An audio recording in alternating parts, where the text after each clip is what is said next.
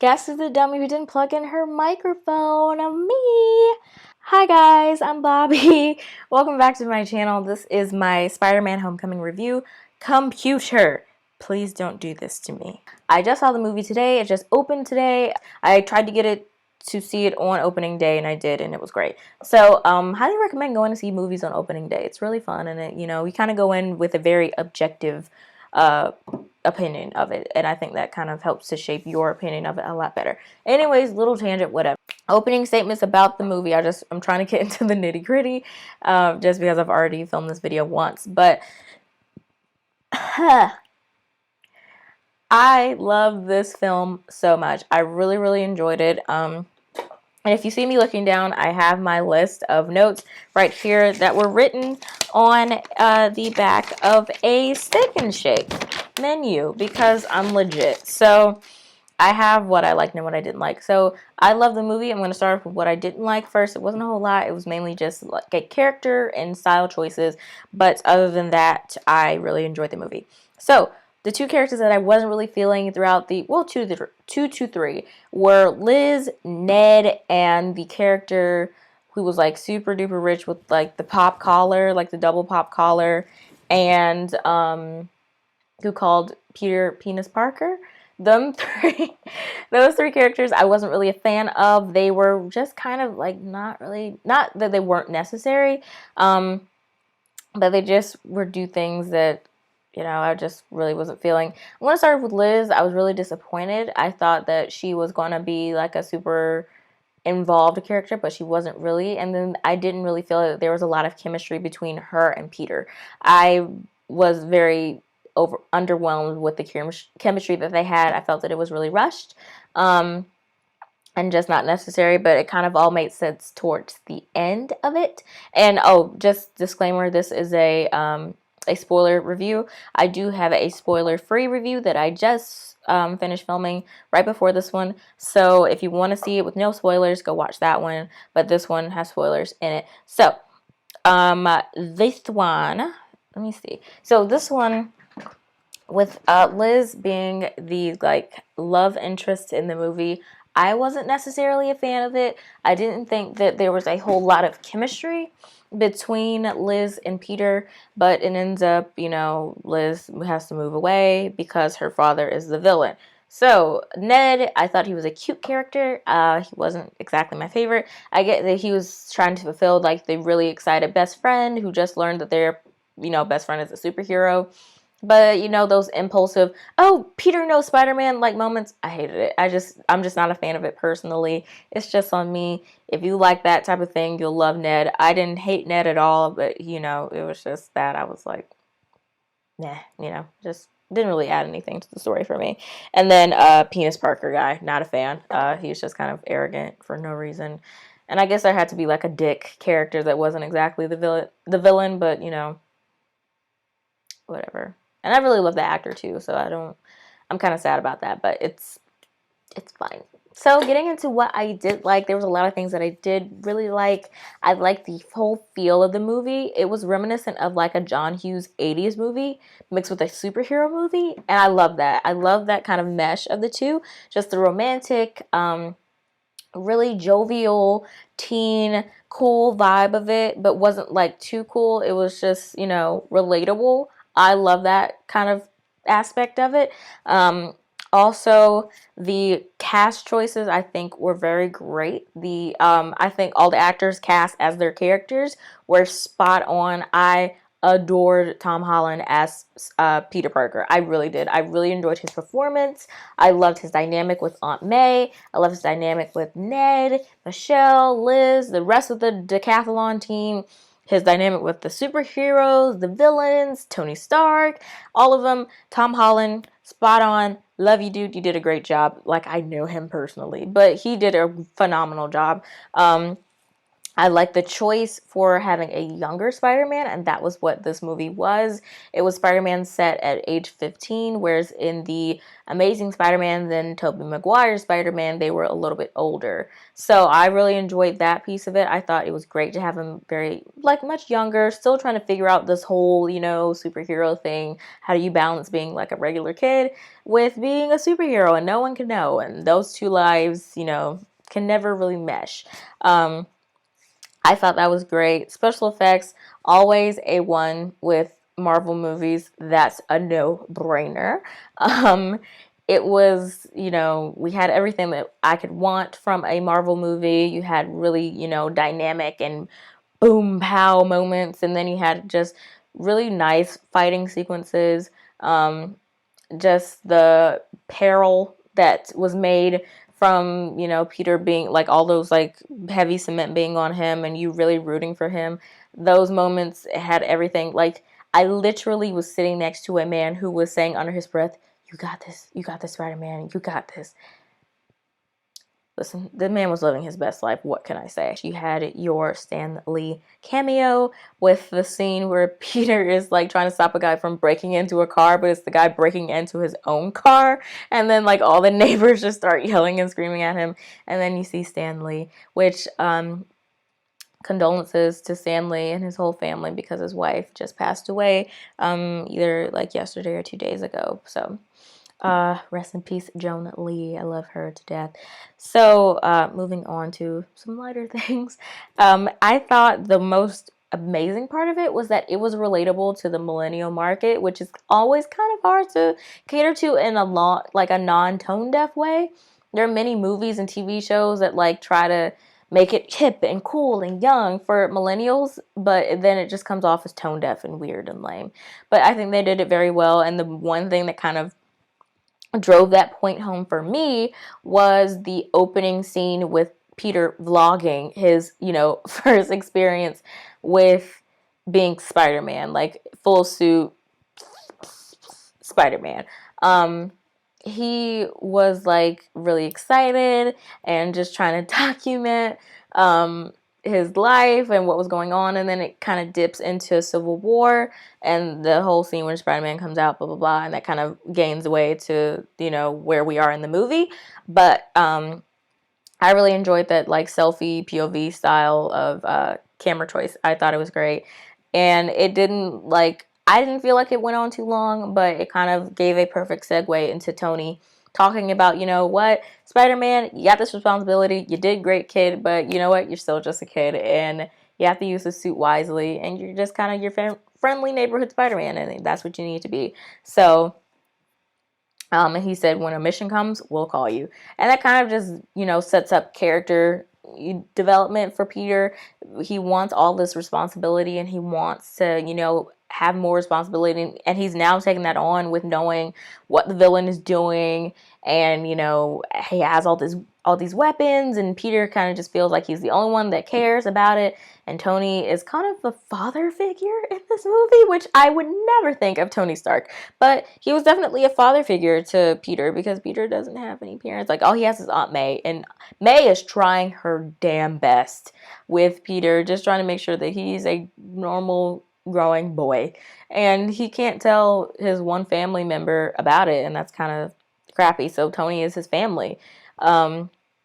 Along with his friends and stuff. But Tony Stark, I thought having him throughout the movie was really great, because a lot of the times in Marvel movies, when you see superheroes, it's just like one quick scene and that's it. Like the scene where Loki transforms into Captain America and Thor, the second one, like the second Thor movie. That's kind of all you get. Whereas like this, Tony is throughout the movie. So you see him kind of making sure that Peter is okay, and making sure that he knows that, like, hey, don't bite off more than you can chew. Like, this comes with a lot of responsibility. And then Tony having to be the father and put his foot down and be like, you know what, you don't really, like, you're not ready for this, obviously. And then that kind of drives Peter to want to do more because he knows what he's capable of. He just wants to show that he's capable of doing it. And then having Peter, you know, at the end, having this big full circle moment of seeing that what he's capable of and what he's good at, and just knowing that he needs more time to grow as a superhero and turning down a spot in the Avengers. It's all beautiful. It's just a beautiful moment, beautiful culmination, I felt. Him being younger also made him super relatable because he is very naive. And I think we've all been at that age where you feel like, you know, you have this thing and you're really excited about it and you want more responsibility because you want to immerse yourself more into it as a young kid. I mean, Peter's 15 in this movie. So, you know, having that responsibility of wanting to be an adult and have these, you know, grand adventures, you know, being a superhero, which, you know, relatable to everyone. But, just kind of seeing him develop, and you know, he grows as a superhero but also grows as a person and realizes that being a superhero isn't everything. He's got to focus on being a kid and being in high school and figuring out what to do after high school and all that jazz, you know what I mean? What else? I enjoyed the villain a whole lot. I'm going to say Michael Keaton because I do not know what the official villain name is, and I'll put it somewhere on the screen. But I enjoyed him as a villain because he was not driven by greed. He was not driven by world domination. He was driven by protecting and providing for his family. I mean, the opening scene, which takes place right after the first Avengers movie, is him being up in charge of this like cleanup and salvage crew who has this big job of like cleaning up New York City after the Avengers and all that alien, the Shatari and all that stuff. He's in charge of it, and then the city comes and takes over and it's like, you're no longer needed. So he is driven by revenge in that way because he feels like he knows that he's capable of doing it, but he's still got to protect his family, and you know, he's got to take care of his guys, and he kind of takes advantage of the opportunity because there's all this alien gook that's still there, and he makes these weapons, but in the end he's doing it because that's his, you know, that's his job. That's how he puts food on his table. That's how he provides the very lavish life for his daughter and his wife. And even though they don't know that he's got this secret double life of basically selling weapons to kill people, he is doing it for them. That's who he's doing it for, in a very twisted type of way. I like that dynamic, and also the dynamic of Peter and Liz. And Liz's dad is Michael Keaton, and them going at it. That was fun. I thought they should have introduced it maybe a little bit before the movie, like maybe more so midway rather than at the end. I thought that would have been more interesting to see. But the way that they did it, I thought it worked regardless. I don't think that it didn't work. So, yeah. So it did work out and I think it wasn't so much like a I hate you type of way. It was, you know, at first I hated you because I wanted all this responsibility and to bust the bad guy from Peter's perspective at least. But now there's this added layer of complex feelings and emotions because you're my girlfriend's dad, and I want to like bring you to justice, but also you're my girlfriend's dad and you're making these weapons. But then in the end, Peter does save him, and then, you know, Michael Keaton kind of saves Peter because the very ending credits scene is the guy who earlier on the ferry scene is meeting up with the bad guys to like get weapons and stuff, and he's also in jail too, and he's saying, you know, I got guys on the outside, and where it is, you know who Spider-Man like really is, and we could take him down and kill him. And basically Michael Keaton just says, you know, if I knew who Spider-Man really was, you think he'd be alive right now? He'd be so dead. So that's kind of them like, you know, nodding to each other like, we understand. And I guess they're genuine, their love was coming from the same place, and it was for Liz, blah, blah, blah. But I really liked how that all, you know, played out. My favorite scene probably was the ending where, you know, Tony Stark is offering Peter a chance to be on the Avengers. The thing that he wanted the entire movie was, you know, wanting to work with the Avengers, wanting to be this big superhero and save the world and all this stuff. And then he has that opportunity at his feet, and he can go for it and get this really sick costume, not costume, suit, like sick new suit with like gold trimming and all this everything, like everything that he thinks that he wants and then he's given it and he doesn't want it. He turns it down. I'm living in a madhouse. So he gets that opportunity and then decides not to take it. And I think that was really good. Also, just from like a fan point of view, having Spider-Man in the Avengers, it's just so not okay with me. And it's not that I hate Spider-Man, but I like him as his own entity. Even though he's not my favorite, he does represent like a younger superhero, not with so much on the line. Like, he's been through stuff and he got bit by a mutant spider, so he's got a very complex backstory. But him has his own the neighborhood friendly Spider-Man. I really enjoyed him just being Spider-Man and saving his neighborhood in Queens, and doing what he needs to do, and maybe aiding the Avengers, but not necessarily being one. And he figures out he's coming into his own and being his own person, and being his own superhero. And I don't know, I loved it. I liked it. What else? All in all, great like addition to the Spider-Man franchise. This is personally my favorite of the Spider-Man franchise. I before this, hands down, my favorite was Tobey Maguire's Spider-Man. I saw all 3 movies. Yes, even the third one. We do still talk about the third one, even though it was a little bit trash. But I wasn't really a fan of the Amazing Spider-Man, Andrew Garfield's Spider-Man. I just thought he played him very awkwardly. But this one, I liked it a lot. And I'm going to leave that up to you guys to just figure out whether you like him too. This is a very like honest review. I just really enjoy Marvel movies, and there are certain things that I do like and I don't like. Who am I? Is it worth seeing? Yeah, it is. I don't know if I would see it like over and over again. It's just not one of those Marvel movies for me.